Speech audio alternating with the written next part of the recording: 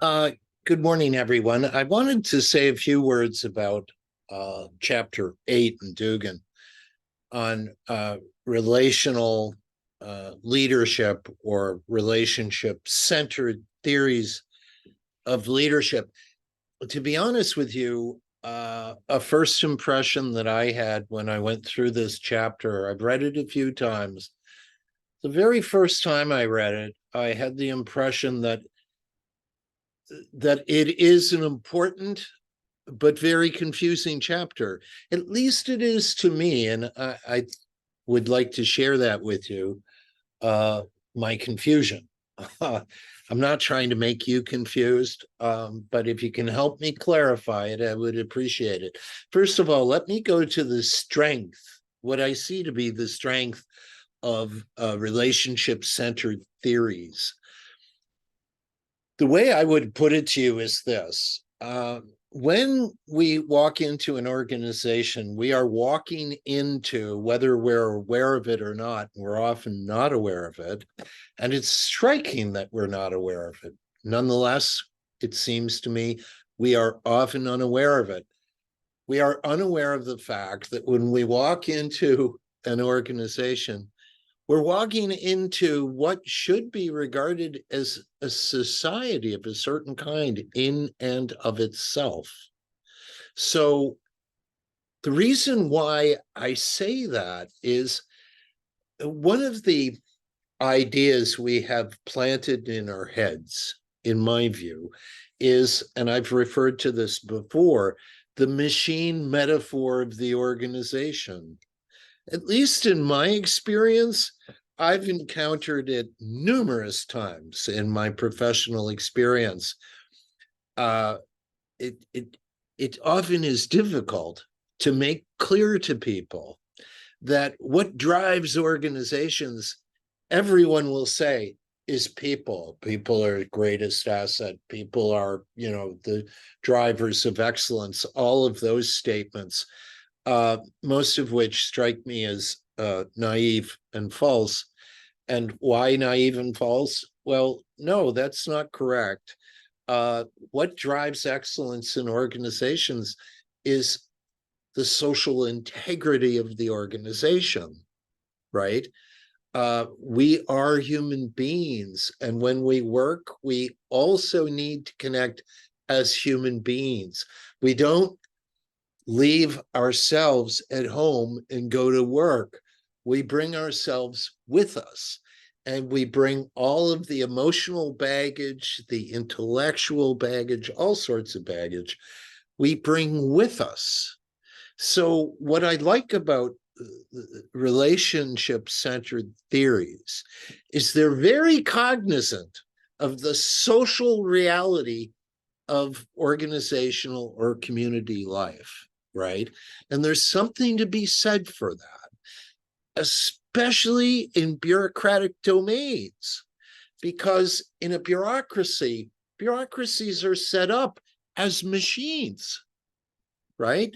You have all of these different processes, you hammer out, you nail down, you put in place, and you start turning the crank. And these processes have a life of their own. And there are reasons, therefore, to see organizational life as a kind of mechanical system. But once you do that, you rule out the humanity of organizational life. You rule out the social reality of organizational life.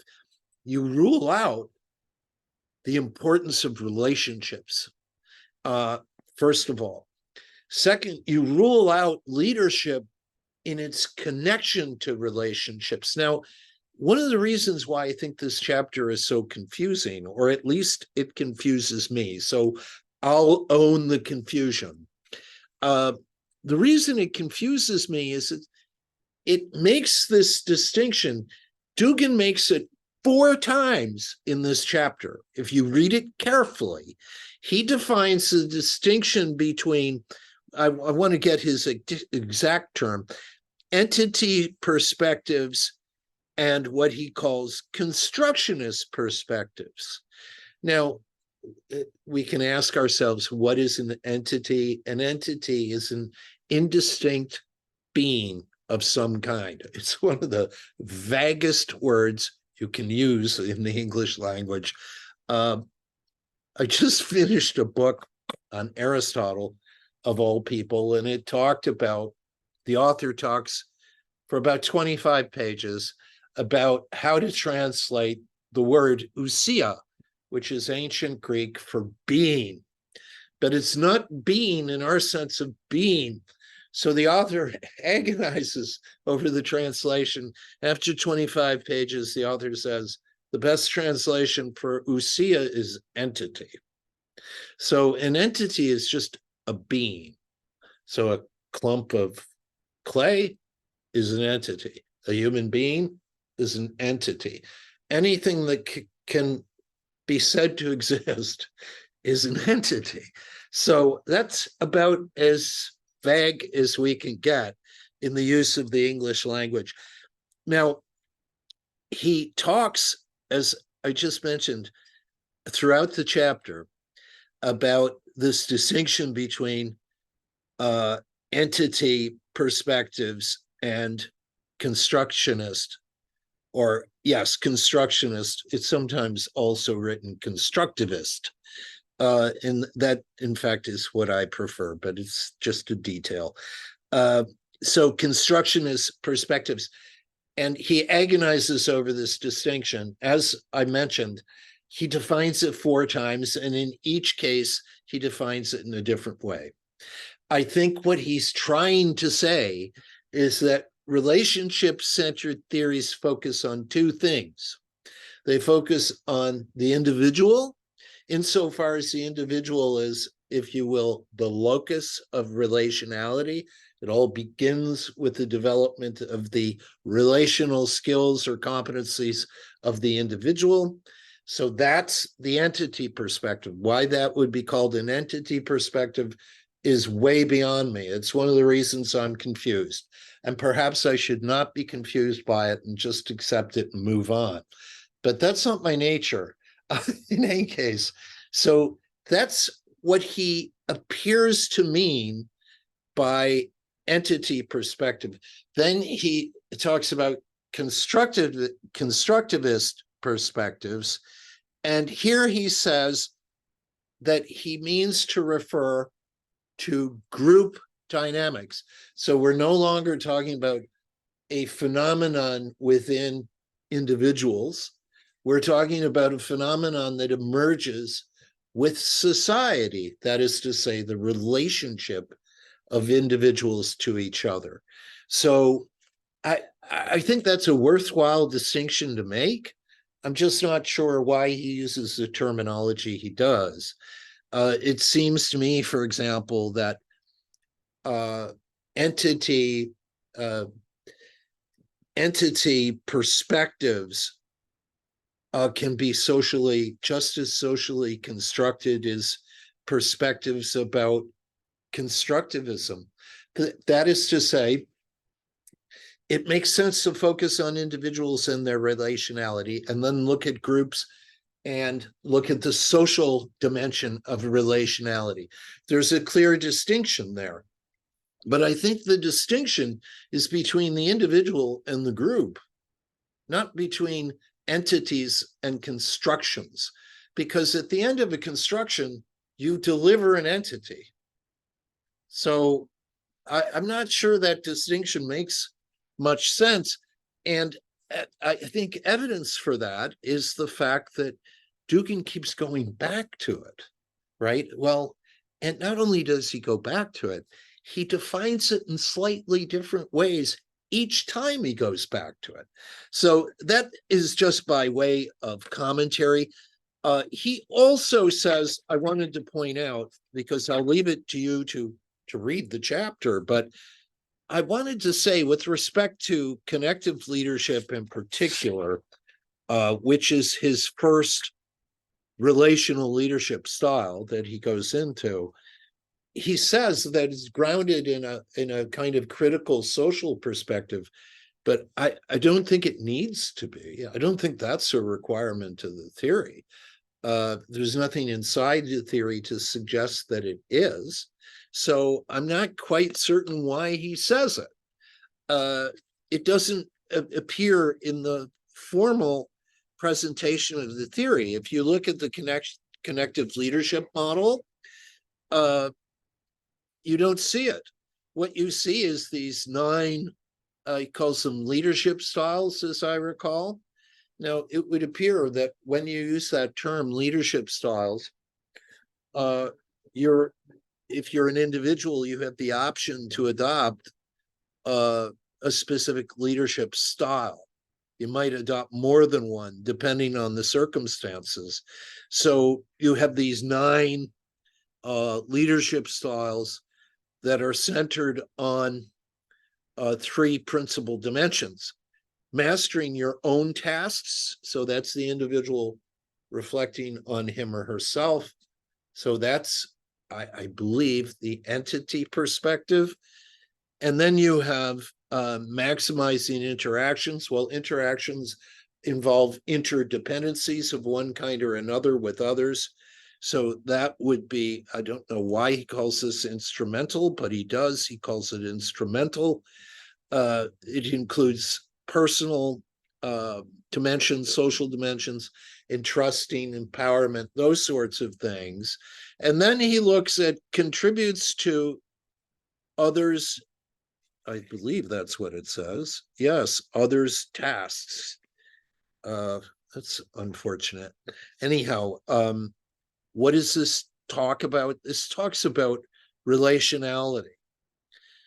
Now, even the model is a little bit peculiar because the model itself has both elements of the entity and the constructivist positions. It has both inside it. So again, this suggests that that distinction is beginning to wither somewhat, right? It's under stress, and that's all I mean to point out here. So much for the first concept. He has associated with it those styles that I mentioned, and these are spelt out in table 8.1. And what you have here is something very much like a set of competencies without the proficiency levels. So I don't know how useful this is, to tell you the truth, as a presentation of these different leadership styles. It's rather barren. You would expect, or I would expect anyhow, leadership to have a kind of progressive trajectory. So you have leadership level 1, leadership level 2, leadership level 3, so to speak, different levels or requirements of leadership, depending on your social position within the organization, right? So that's just a thought. Now, I wanted to go to, and I'm going to bring up that problem again about the distinction because I see it all over this chapter. Strengths and weaknesses in 8.2. First of all, there's there's a dearth of leadership literature. There's not a great deal of empirical support. He talks about it positions ethics and altruism as central to the theory. That isn't clear in his statement of the theory, I would argue. If it is in the theory, it seems to be almost an incidental feature of the theory. If you look at the model I just mentioned, for example, and I don't mean to be so critical here, but it's just this chapter that confused me. If you looked at connective leadership, I don't see how you can discover by reflection on that model that it positions ethics and altruism as central to the theory. If that's central to the theory, where is it? I look for it and I don't see it. So anyhow, that would be my comment. Dugan then moves to the relationship leadership model. And this model focuses again on this model in particular focuses on inclusion, on interdependence, on empowering, and on ethics, whatever that means. Whenever an author brings that term up, there should be bells going off in your head. What does that mean? Ethics is, I'm sure you know, it's an immense field. So we need to be clear when we talk about ethics. What is that? Is it just good behavior? Ethics tends to mean quite a bit more than that. So in any case, the claim is made here that, once again, this model is somehow bent towards questioning the status quo, right? So that it somehow retains a critical social perspective of the kind Dugan discusses in chapter 2, as I recall. So there are 5 elements of this: purposeful, purposeful, I should say, inclusive, empowering, ethical, and process-oriented. What one does not see here, and it surprises me a little bit, is in the model itself is the term relationship, or the term relationality. It seems to me that if any of these relational theories of leadership are going to work, there has to be a robust notion of what a relationship is. How do you structure relationships? How does leadership figure in the structuring of the right relationships so that you can build the right social fabric for the organization or community, so that people connect in the right ways? I think that would be one of the fundamental issues for leadership under this model. And that, I want to point out, is not an individual standing up and saying, I'll lead the group. No, it's the group saying, we will lead the group. So leadership becomes a collective property. It becomes a property of the team or the group. This, by the way, is another reason I think these theories, relationship-centered theories, are very important. Another reason I would mention, it concerns groups, because a group becomes a team only when it somehow experiences and co-creates leadership of its own, right? So a group is one thing. A team is an entirely different entity.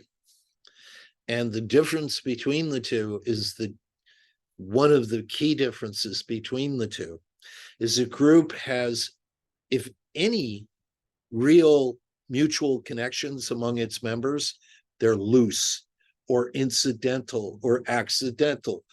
Bob happens to know Sue, and they're in the same group. That's an accident. So what I'm trying to say here is that groups become teams when they build a leadership for themselves, so that leadership becomes a social process. And I think this is where these theories want to go. And we should go there. So again, these theories are important, if only for that reason. Now I want to go back to on the relational leadership model. Dugan says, leadership for what? It has an emphasis on positive change, Dugan claims. In this case, he claims that the leadership model, the relational leadership model, has a focus on positive change. Again, I'm not sure I see that in the leadership model, in the relational leadership model. If it's not in the model, right? So if it's so essential to the model, why isn't it in there? That's what I would ask. So Yeah, it's, I can't quite sort that out. Why he positions it in the way that he does. Now, it has very limited empirical support. He points that out. It's almost not a theory, in fact. Um, it's more like a set of suggestions. Uh, so it it it's pretty barren as a model, I would argue. Um, it explicitly acknowledges, he says, power, inclusion, and ethics. Well, here we go. It explicitly acknowledges ethics. What does that mean? What does that mean? That it acknowledges a particular ethic? There are different ethical systems. So when you say, oh, I acknowledge the existence of ethics, that's like saying, I acknowledge the existence that people do things that are right and people do things that are wrong. Well, how far does that take us? So I'm not quite certain what to do with this particular theory. It advocates the adoption of leadership philosophies over a single theory or model. What does that mean? I think what it means, if it means anything at all in practical terms, how does it advocate different leadership philosophies? Well, go back to the leadership styles. There are 9 of them. And I think what it's saying to us is, well, you have 9 options. Depending on the circumstances you face, you can adopt any one or 2 or 3 or what have you of these different leadership styles, right? So there's a great deal of multiplicity inside this model. And what I would do with this is more or less what they do with it. It would appear in table 8.1, right? I would write up competencies. Why? Because what this model is in reality is a set of competencies, or it's a set of developmental options related to leadership or points of leadership, right? What I don't see here is, and this is very important, I think, when you move into relational leadership and you're talking about converting groups into teams and building social leadership, you absolutely need, in my view anyhow, the tool of OD, organization development. And it's not in here. I'm not suggesting it should be in the model, but it should be in the discussion of the model. Because think about it. What techniques does HR bring to the table that allow us to go down this road? The road of looking at groups, thinking of groups as social entities, acknowledging them as such, designing them as such, developing them as such. How do you do any of that without organization development? And if you don't know what that is, no problem. Look it up. It's an entire discipline. It was created by Kurt Lewin back in the 50s. What was he studying? Group dynamics. Group dynamics in great detail. There's an enormous literature on this.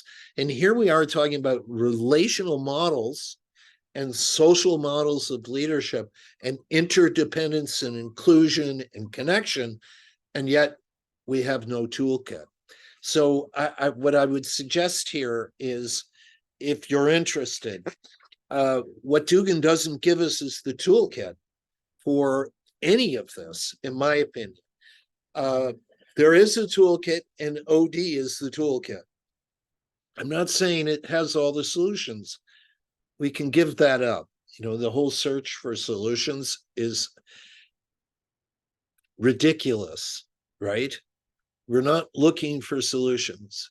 We're looking for ways of building social cohesion inside an organization based on respect, inclusion, the dignity of the person, active listening, all of those sorts of things that OD concerns itself with.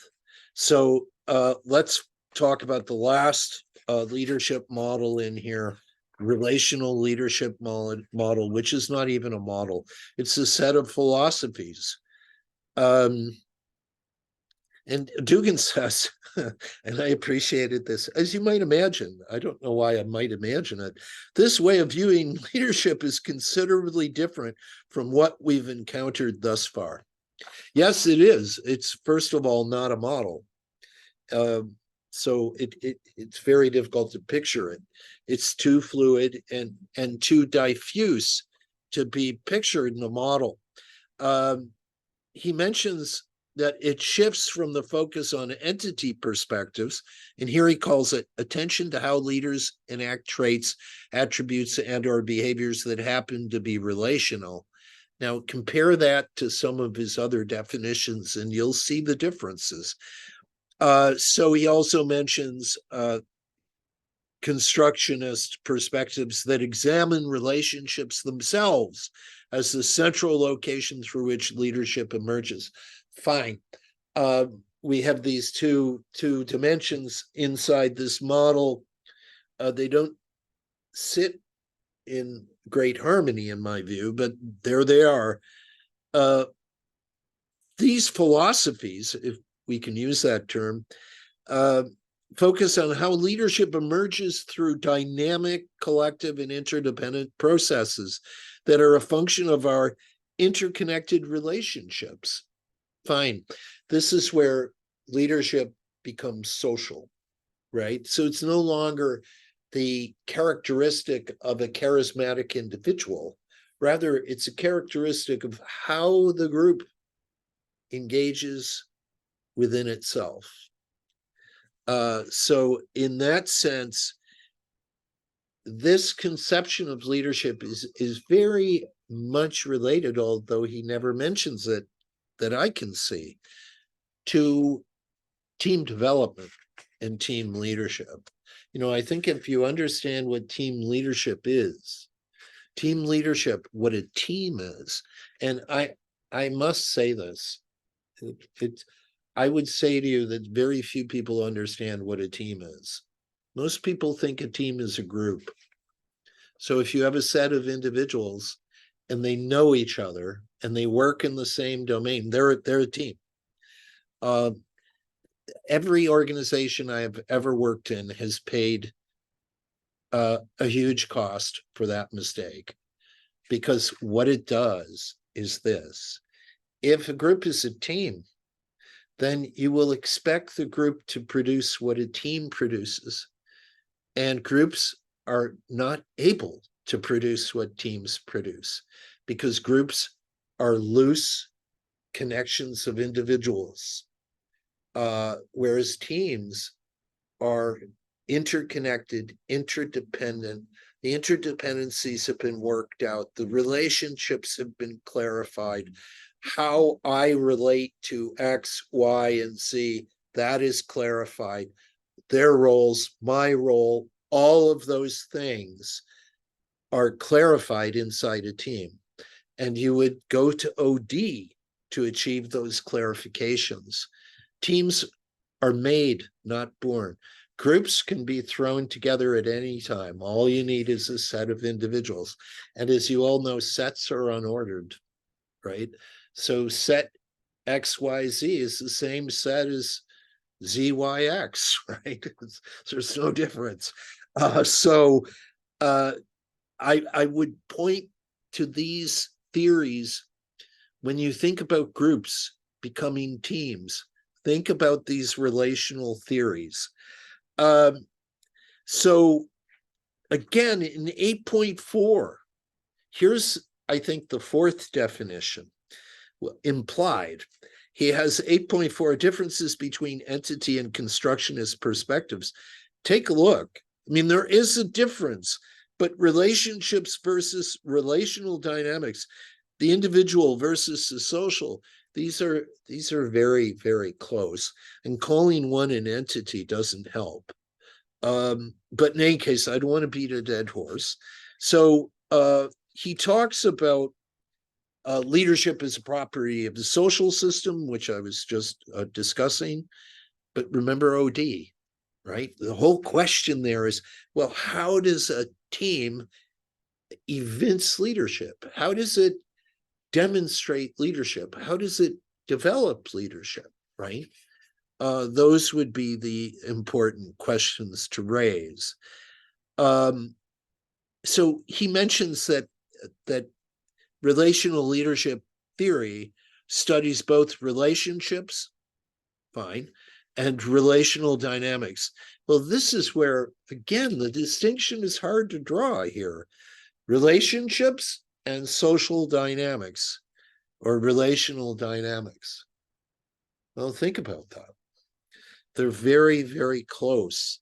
So in any case, I don't mean to suggest that we can conflate them. There is a distinction there. I'm just not sure Dugan arrives at a clear notion of it. So I want to conclude by pointing to the strengths and weaknesses in 8.5, just to review them. It doesn't offer, well, of course it doesn't offer prescriptive or descriptive recommendations. I'm not even sure it offers a description. Forget about descriptive recommendations, whatever they might be. So that, I think, is a serious weakness. And it doesn't position, well, and I might fault Dugan with this, I don't think Dugan positions these theories very well, right?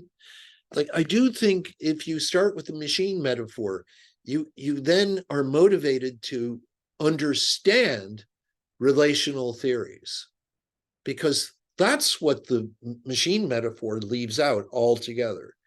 It sees a social organization. All human organizations are social. It sees a social organization as a machine. That's a fundamental error. But it's that error that allows us to confuse groups with teams, and to confuse HR with OD. Because what do we do when we want to build teams? We phone HR. We may as well be phoning the physics department, right? HR is not suited to building teams because it doesn't have the OD toolkit. Don't make that mistake. At least in my view, HR doesn't bring those skills to the table. Some HR professionals have them, but they're rare for the most part. Most HR professionals, if you're looking to build teams, they'll turn to processes of some kind, pretty mechanical kinds of processes. And that's not what you want. So that said, strengths. Yeah, social construction that equates authority. Fine, this isn't about positions or rank or status. A more complex approach to being relational, well, it emphasizes relationality. It recognizes the inherent interdependence that characterizes relationships and leadership processes, but it somehow goes into that topic without going to teams, right? So I'm just a little bit, as you can see, confused by that, because if you're talking about social units in organizations or communities, you're talking about groups or teams, right? Associations of one kind or another. And any human association will require relationality of some kind. So he says that the theory is this final theory is frustrating because it points to social problems and offers no solutions. I'm not sure that is altogether fair, but to be honest, that depends on the application of the theory. So I'm not sure what to say about it, because I think it matters on, it depends on what you do with the theory.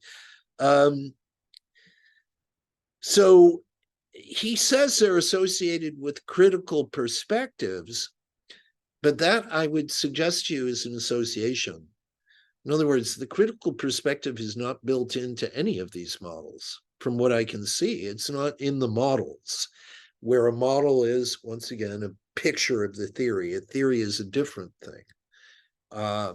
The model is a simplification, often a visual simplification.